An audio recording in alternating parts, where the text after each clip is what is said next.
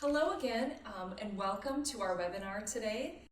So we'll go ahead and get started today by introducing our presenters. So I'm Christina McGuire, and along with Donna Sadoff, we will be facilitating this session today.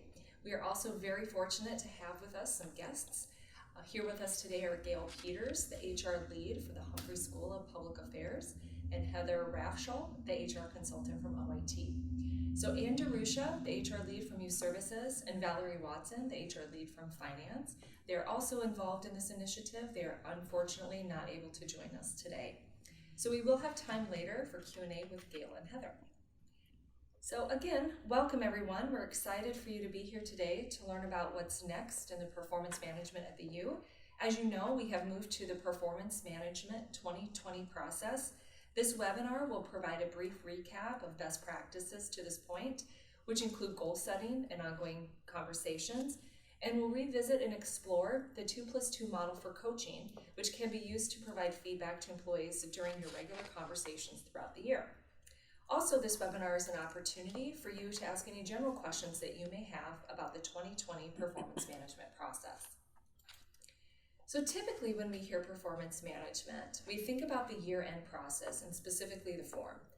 As a reminder, the Performance Management 2020 is designed to help shift the focus away from just using the form and expanding it to the tools and practices that really drive effective performance management.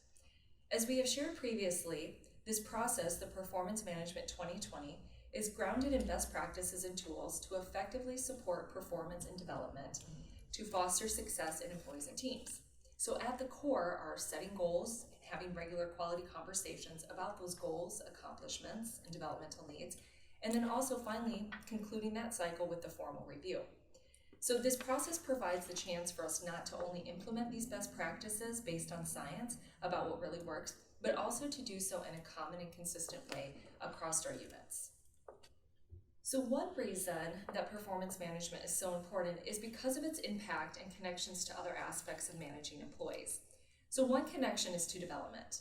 Effectively implementing best performance management practices like goal setting and regular conversations, it helps focus on what really matters, which is advancing key priorities and supporting employee development.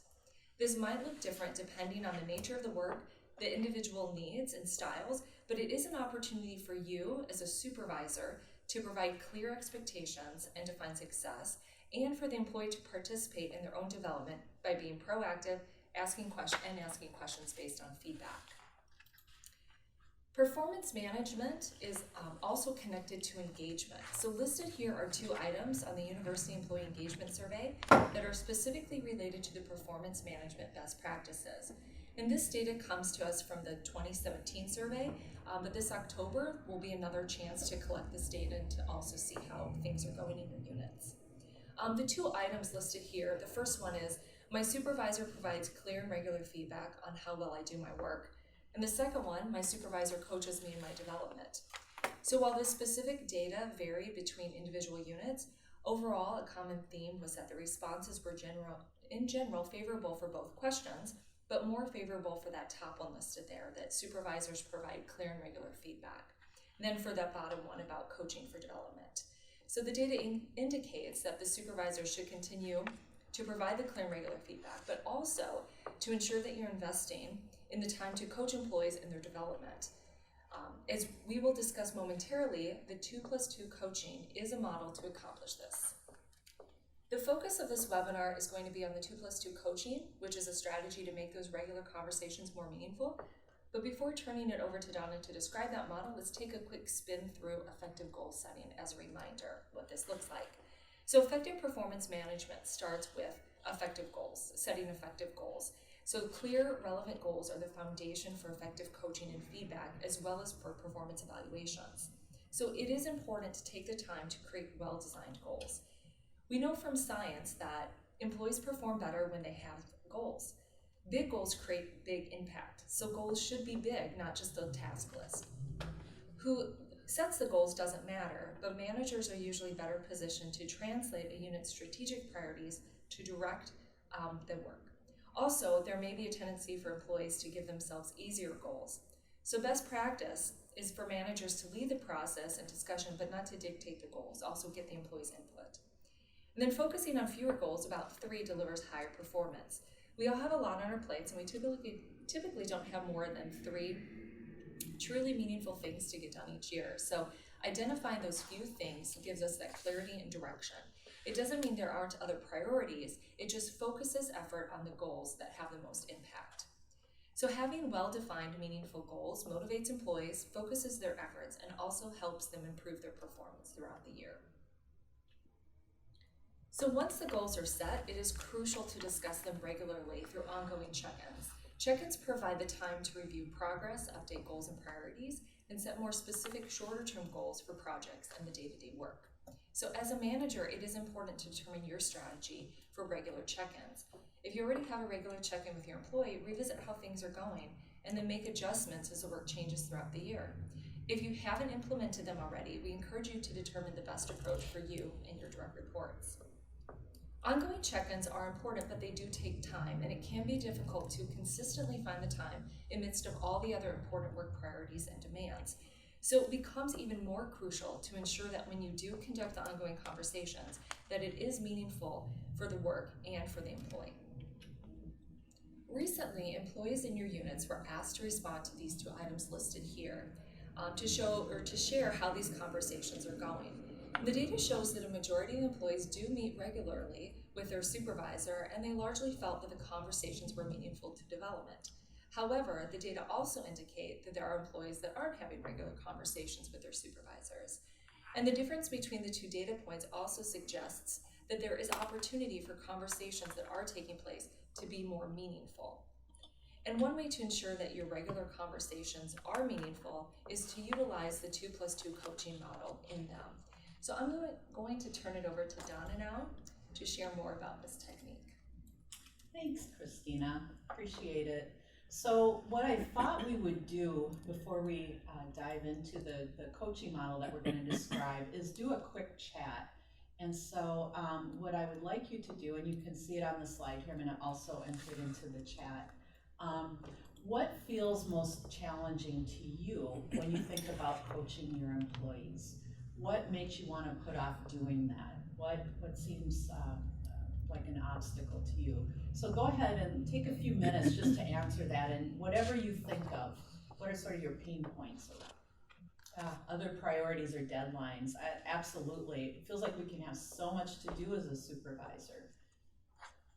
That's absolutely. How do you motivate people who may be at the end of their career? That's good from Audrey.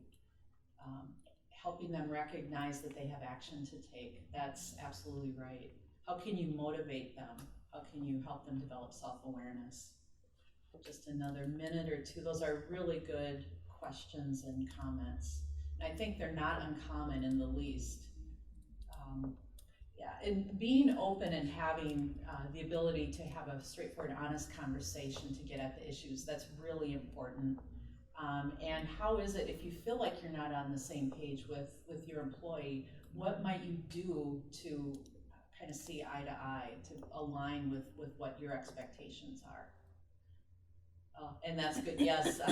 If they have some behaviors that are difficult, if they keep referring to past things that got in their way, helping them to move past those old conflicts. Well, those are really great comments, you guys. I really appreciate that. And we're going to circle back at the end here when we have a Q&A that I think is going to be helpful too. And then please feel free throughout our session today to put anything in the chat or in the Q&A, and we'll get to it eventually. But let's kind of dig in a little bit and start talking about coaching. So to get us started, I wanted to just do a quick level setting of what we mean by coaching. This isn't a magical definition, but it's one way to think about it. It's really an opportunity to help a direct report integrate and follow up on feedback that they've received. So one simple working definition of coaching that we've used is it's equipping people with tools, knowledge, and opportunities they need to develop themselves and become more effective. So as a reminder, coaching is really a two-way street. And although you may, as the supervisor, get the conversation started, it's really not all on your shoulders. So to kind of help you get it started, if it's helpful, is to think about what your respective roles might be. And here are some questions for you to reflect on. So when you think about your employees, your direct reports, are they taking ownership of their own development? Do they have a part in setting goals, seeking opportunities, and asking for guidance when needed? Are they asking questions about your expectations and goals to make sure that you're on the same page? Are they proactive when work seems misaligned with the broader goals? And do they ask for feedback and once received, act on it? And then as supervisor, are you communicating what your vision and strategy is and clarifying their role in the big picture? Are you providing clear expectations for results, which is the what, and the behaviors, which is the how of the work? Are you defining what success looks like? Are you taking the time to revisit goals and expectations during the ongoing check-ins that Christina had mentioned? So if you haven't had a chance for those to take root yet, the feedback and coaching will work less well. So first, just be sure to build this common understanding into your conversations and in your relationships with your direct reports, and I think that you'll find they'll be more effective. So, and I kind of got this in some of our chat comments, but what if you have so much on your plate and you're running from one thing to the next? You may have many direct reports. What if you don't have time for coaching? And as supervisors and managers, giving feedback and providing coaching really doesn't come naturally to most of us. And it may be that we're in an organizational culture that doesn't necessarily prioritize or support supervisors in developing skills in this area. Although we're working toward that, and I know as an organization that we're really becoming better versed in it. And you know, to be honest, many supervisors may have difficulty imagining where they're going to find time in their already overloaded schedules to coach their employees. And as I said before, this is particularly the case if they have a number of direct reports. So consider this. Do you think you might have 15 minutes in the next 2 weeks to have a conversation with a direct report? And if so, here's a simple but effective method that's called 2+2 coaching. And I'll say there's nothing magical about this, but what we found is it's a very straightforward method that anyone can use. And the way that you approach it is to first set up a 15-minute meeting with your employee. It can be part of your regular one-to-one status meeting. During your conversation then, make 2 comments on progress toward your current goals. Christina mentioned how important it was to have those goals. And make 2 comments about what they might do more or less of in the future. And a nice thing about this method is it's simple, it's usable, and it doesn't take much time. And if you do it regularly and consistently, say once a month or even once a quarter, every 3 months, you're doing the most important parts of performance management on an ongoing basis. So let's take these one at a time. So again, once a quarter, once every 3 months, and you may choose to do it more than that, but let's just say in the beginning it's once every 3 months. As a manager, you would have a conversation with each of your direct reports.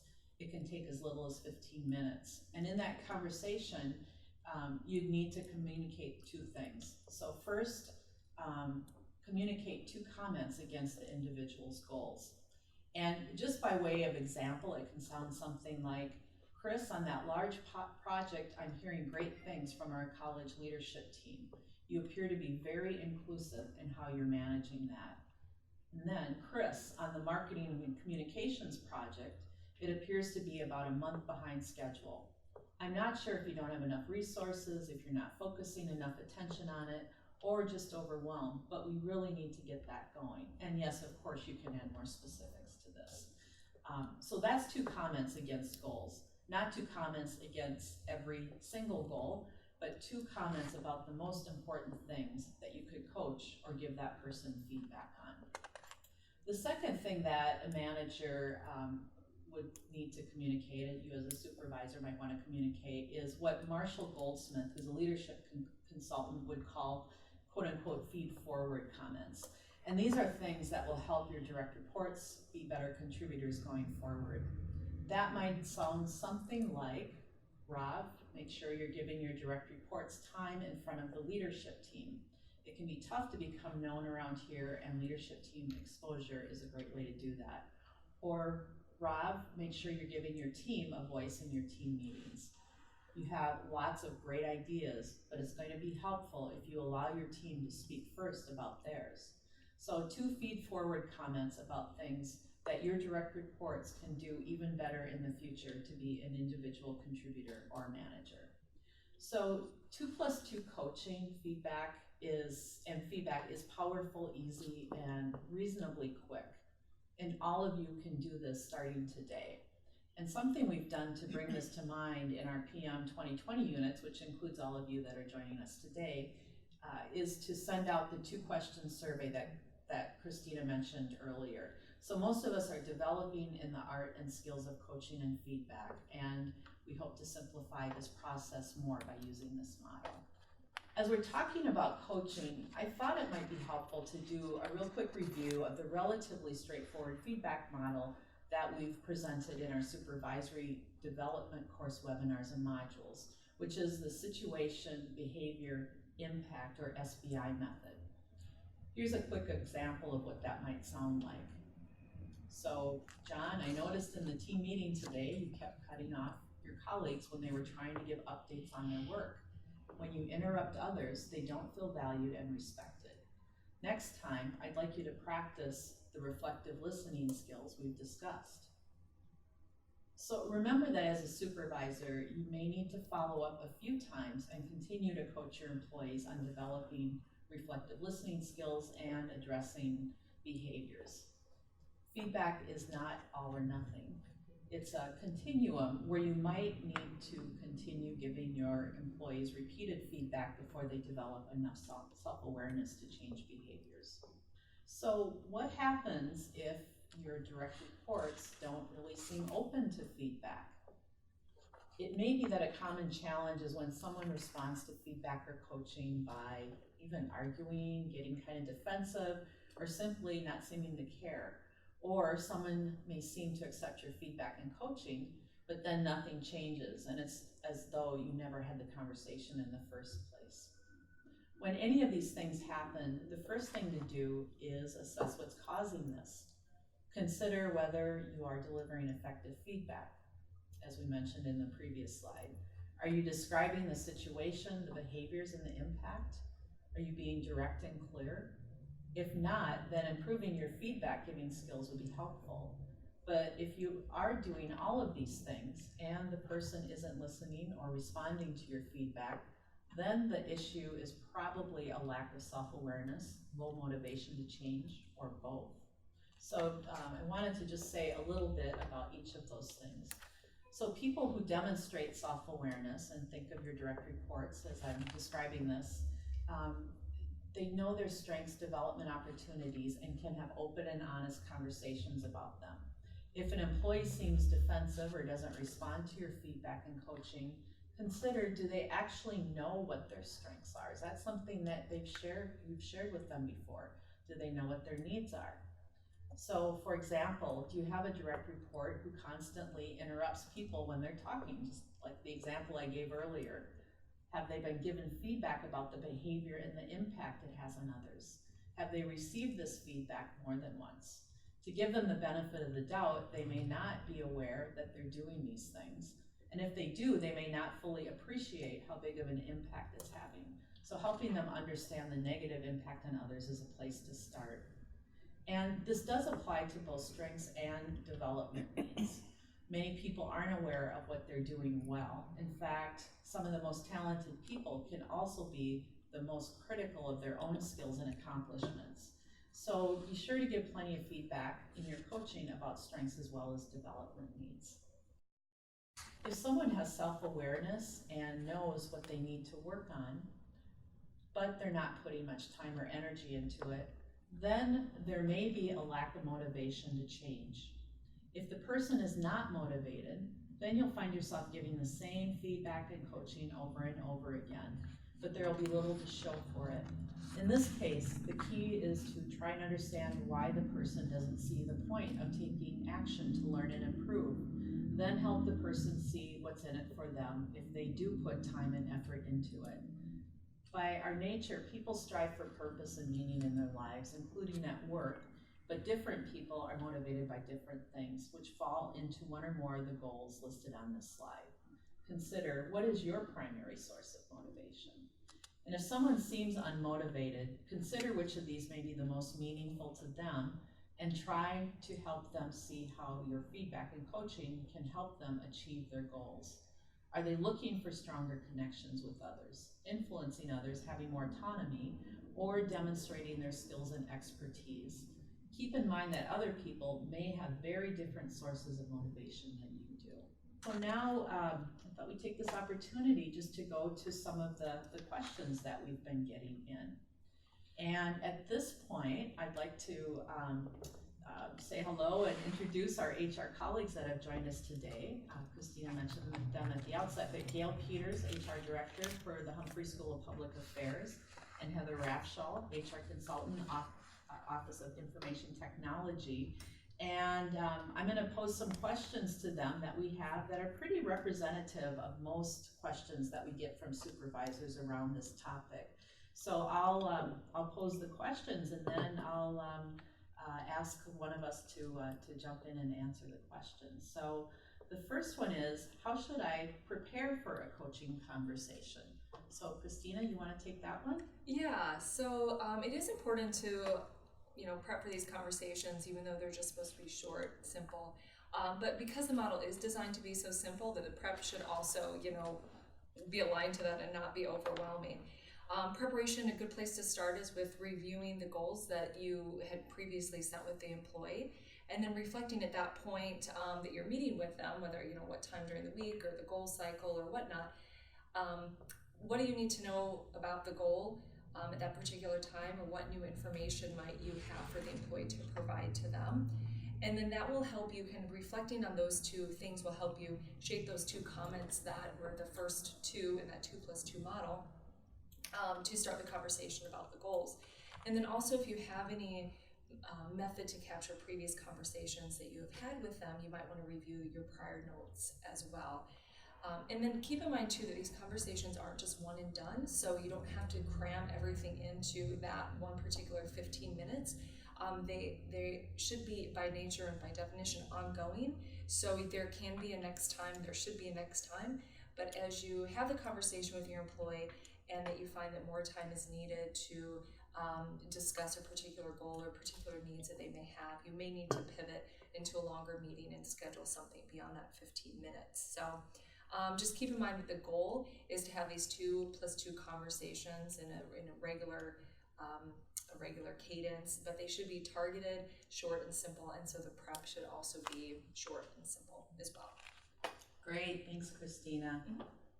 So the next question that we have up is, sometimes this happens, we're having a conversation with our direct reports, and what happens if the conversation tends to spin off into other topics? You're trying to keep it contained, but it goes into a different direction. And I'm going to pose this one to Heather. Okay. Well, as Christina just mentioned in the previous response, the feedback being shared in the 2+2 model will be prepared by the manager ahead of time. So, if the conversation does go off on a tangent, as the manager, kind of make note of that tangential topic, maybe agree to revisit it at a later time, and then steer the conversation back to the feedback and topics that were prepared. That way the conversation does stay focused and clear. Mm-hmm. That's great. Excellent. Thanks, Heather. Actually, I have another one for you, if you don't mind, if you're game for it. One question that we get a lot is when you have those conversations with employees, and unless, let's say you're doing the 2+2 coaching method, do you need to document these conversations both for yourself and the employee? What do you think about that? So, documenting every conversation isn't required, but it is useful to keep track of what specific feedback you are giving to each employee, in your own notes, especially if you have a number of direct reports. In terms of documenting the conversation for both the manager and employee, managers may want to reinforce the key coaching points and any action items resulting from the conversation with the employee. That can be done via email afterwards or included in the notes from the one-on-one meeting. For example, one method many managers in my unit use is to create a running kind of one-on-one agenda document that is shared with the employee. This can be quickly updated prior to and after each one-on-one conversation. This provides transparency and a convenient place to record and validate what was discussed and understood. That's great. That's super helpful. Thanks. And what's so nice about that too is then you have something in place that's right there. You can both review it together, and it makes the year-end evaluation so much less burdensome when you have all that information right there too. That's awesome. So I'm going to throw this one to Gail. If that's okay. Yeah. So when you have new employees, what have you found? What's the best way to introduce coaching and performance management to someone who's new? Yeah, thanks for your question. We know from science that having big goals leads to better performance. However, it can be challenging to draft big goals when the job tasks are transactional and do not change much. In roles like these, it is helpful to consider a couple of things. First, this might be a great opportunity to discuss and encourage the employee to focus on developmental goals, stretch assignments or extra projects outside of the transactional task. Another approach would be to craft a goal around how that role or work contributes to the larger team's goals, and by doing the transactional tasks more effectively and or more efficiently, there is a big impact on the team goals.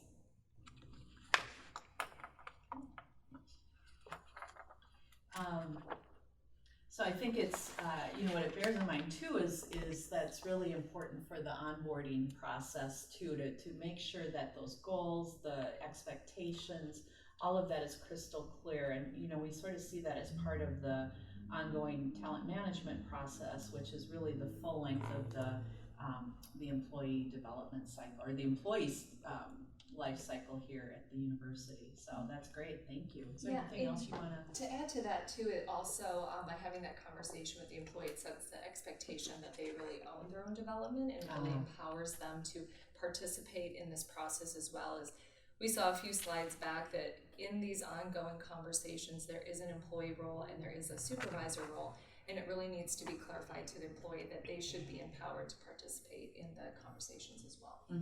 That's great. Yeah, absolutely. I like that a lot. So I'm going to take a crack at the next couple, but I'm going to invite my colleagues to please join in if you have any additional thoughts or words of wisdom here. Actually, you know what? Let's see here. Let's see. Did I miss a question? Do we want to talk about the best way to introduce coaching and performance management to a new employee? Yeah, I think we kind of talked about that, but yeah, why don't we, if you have any additional thoughts on that, that'd be awesome. Yeah, just as you were saying, it's an interactive process, and I think a great time to introduce coaching and performance management to an employee is during the onboarding process. When the new employee starts as their manager, give them an overview about how their performance is managed. For example, the expectations you have for your team to set goals, discuss goals, and how they will be evaluated at the end of the performance cycle. Encourage and empower them to ask questions that come up along the way.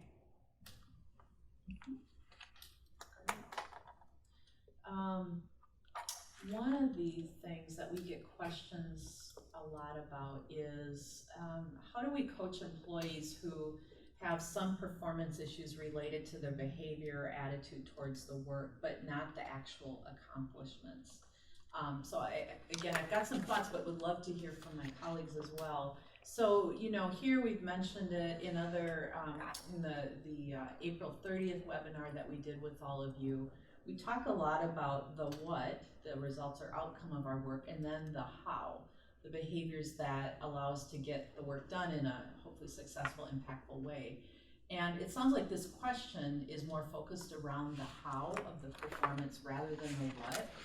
And so what I'd suggest is that you make sure, and we've been kind of talking about this along the way, make sure the employee's clear on what the expectations are regarding both the what and the how, what the expectations are about how they get their, or what they get done in terms of their work, and then how they do it.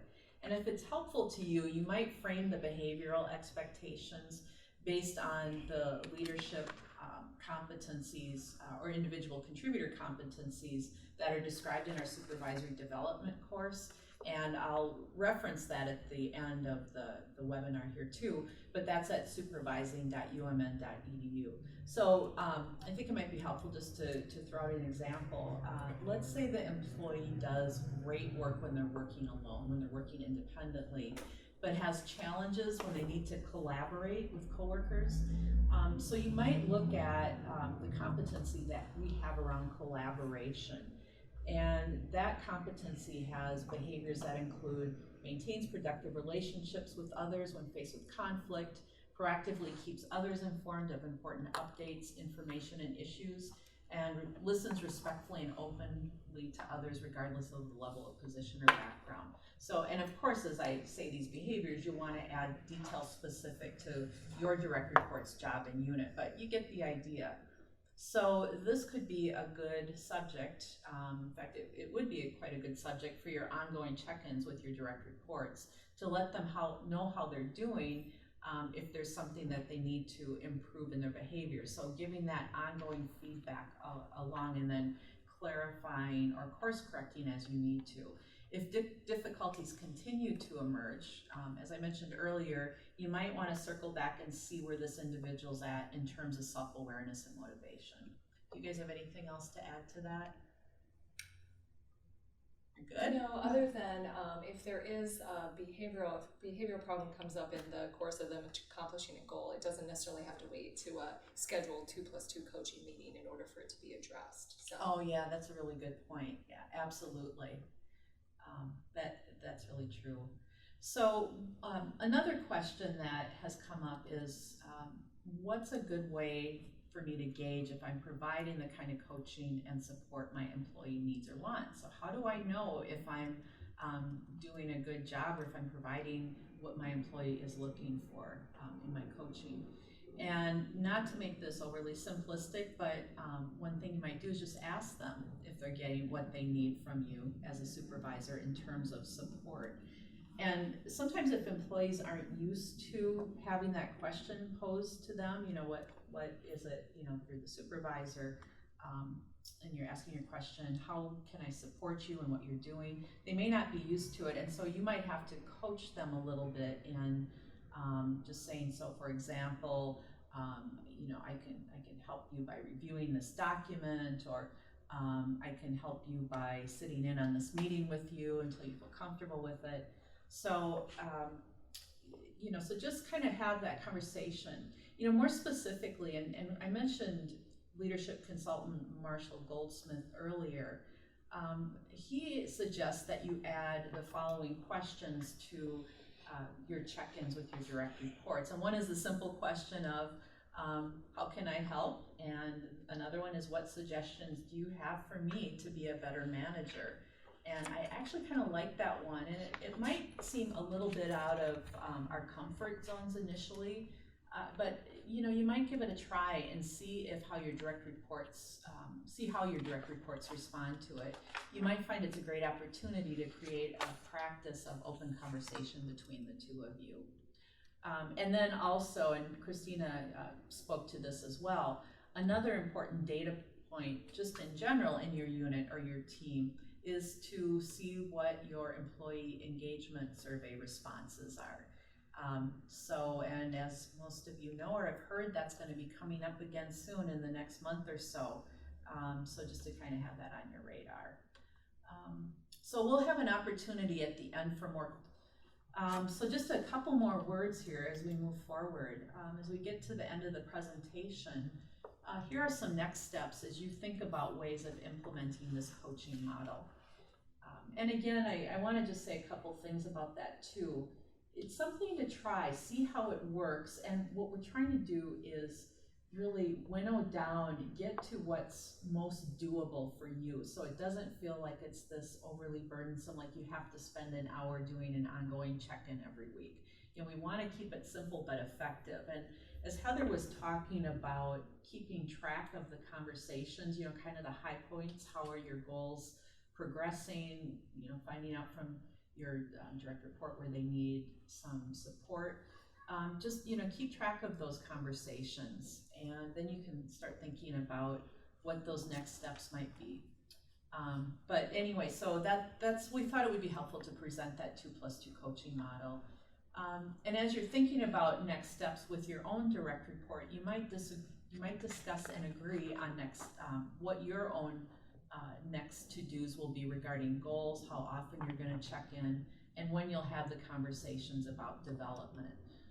And this can be simple or detailed, it can be formal or informal, and the key is just to do it.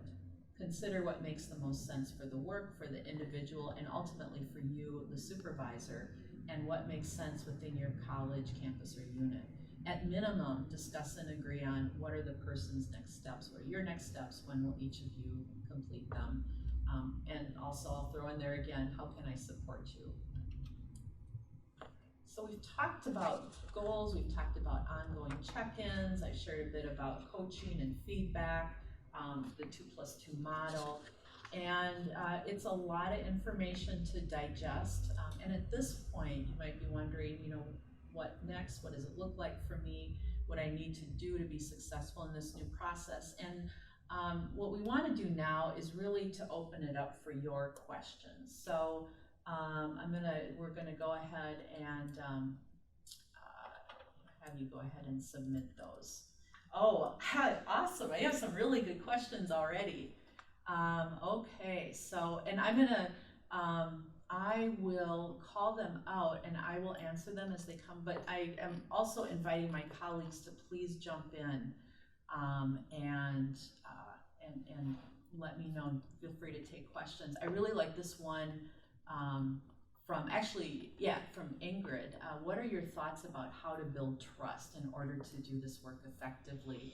And I think for me, and this is also an employee engagement piece, it is developing that openness and communication. I think a lot of what employees really want from their supervisors is clarity. What's expected of them? What's their role vis-a-vis others' role on your team? And then what are the priorities?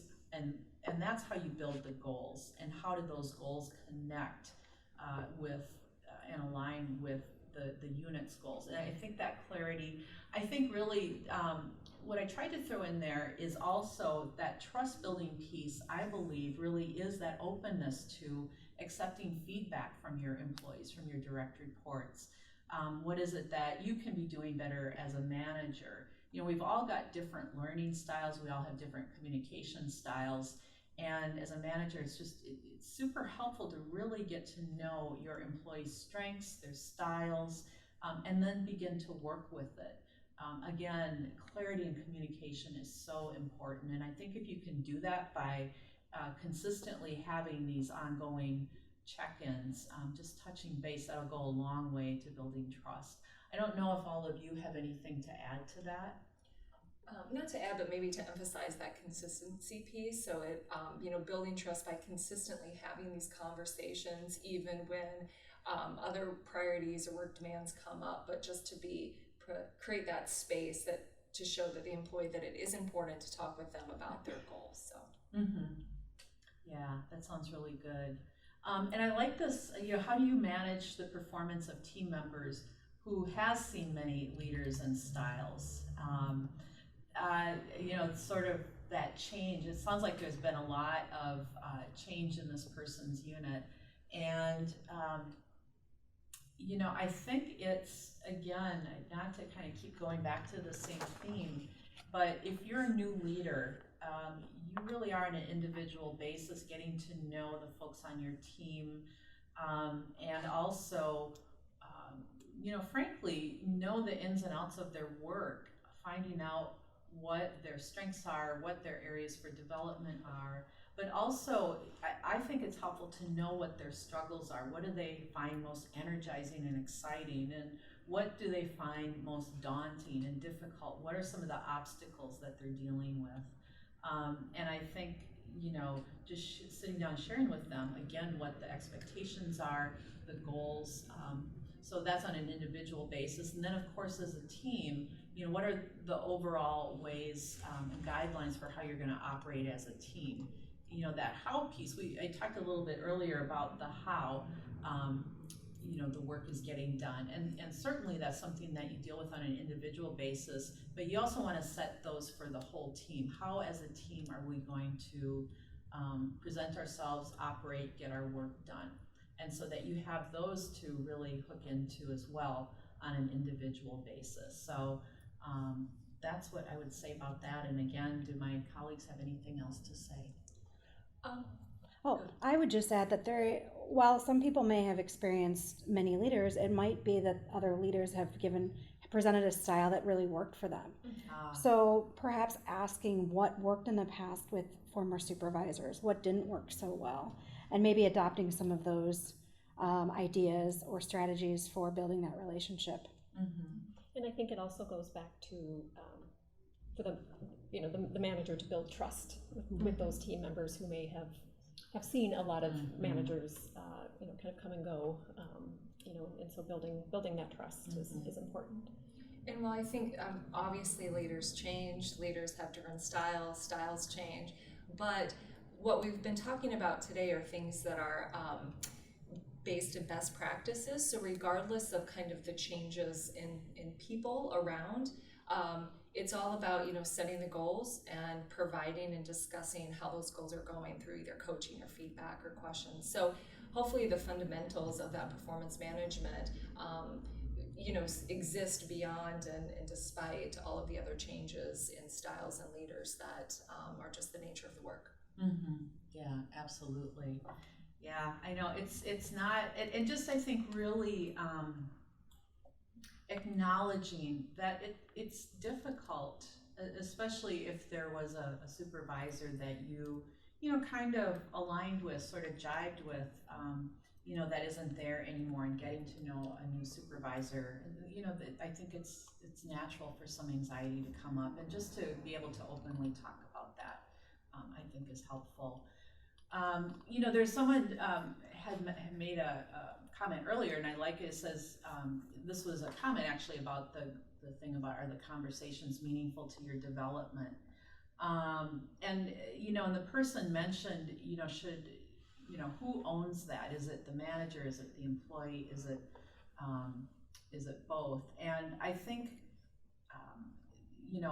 really ultimately, objectively, it doesn't matter, but my take would be the employee is very involved in that conversation, and that you might even have a separate conversation from those ongoing check-ins about development. What does that look like? What skills might they want to develop to help them with their job, and maybe even and this is for another webinar, another conversation, but if they want to move to another position at some point, or they want to build toward a bigger role, how can you as a manager help them do this? And so really being able to have those open conversations about that, and then start thinking about the experiences that would serve as grounding for that.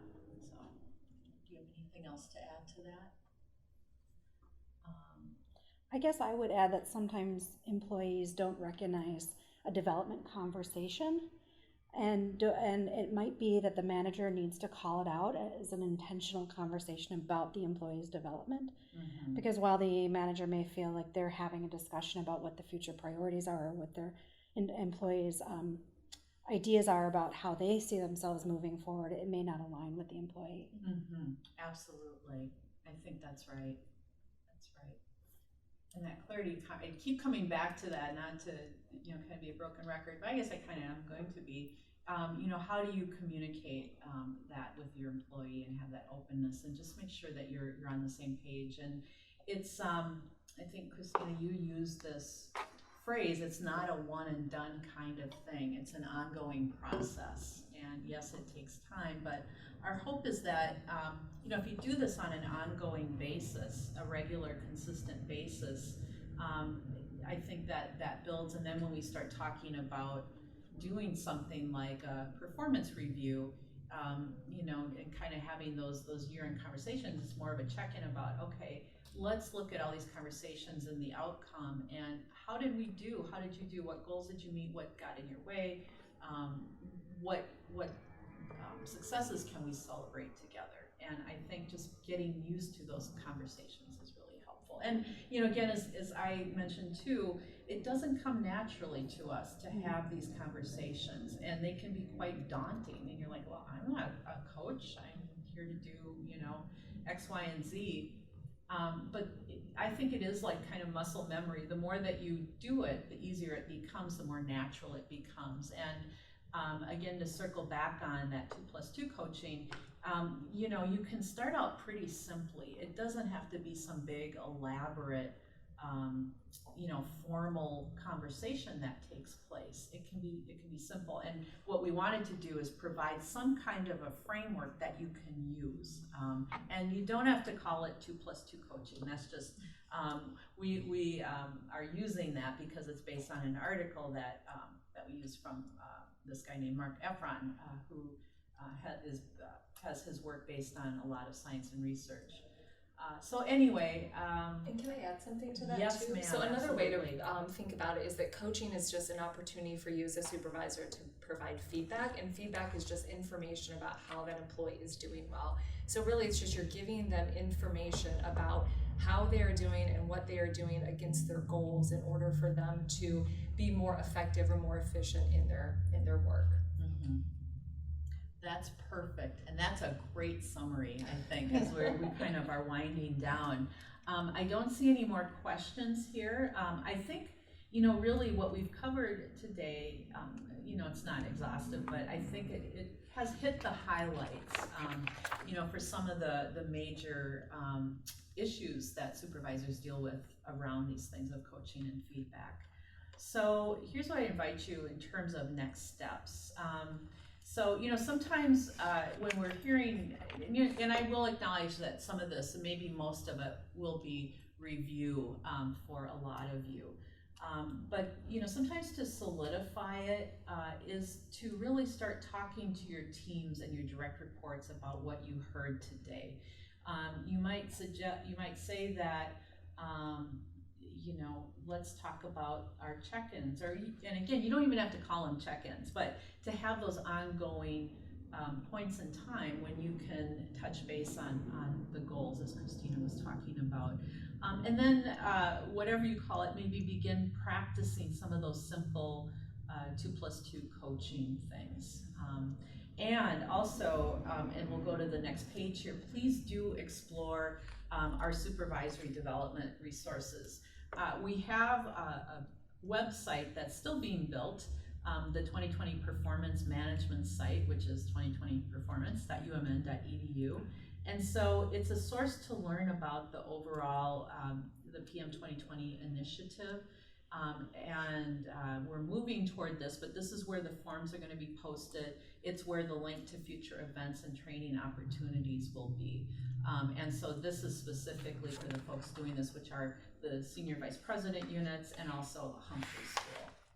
And then I also wanted to remind you about our supervisory development course site at supervising.umn.edu is the place you can learn more about the science and best practices of performance management.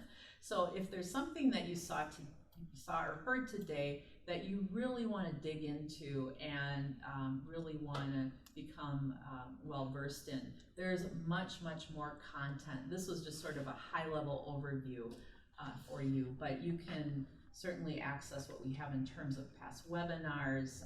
We have specific modules on coaching and feedback and performance management and all kinds of things, conflict, team building. So I would really encourage you to take a look at that website. It's really helpful, and I think, if I may say, pretty rich. So with that, I think I don't see any more questions. I think we're going to conclude for today, and I just wanted to see if our panelists had any further thoughts on what we've talked about today, anything for your units or in general. No, I would say you look at an evaluation after this webinar today, and we just invite you to share or describe any additional resources or training or anything else that we can provide supervisors throughout this 2020 performance management process. So. Great, thank you, Christina. And thanks again, everyone. We hope that you found this information today useful and relevant to your performance management processes, and look forward to talking with you again soon. Take care. Bye-bye.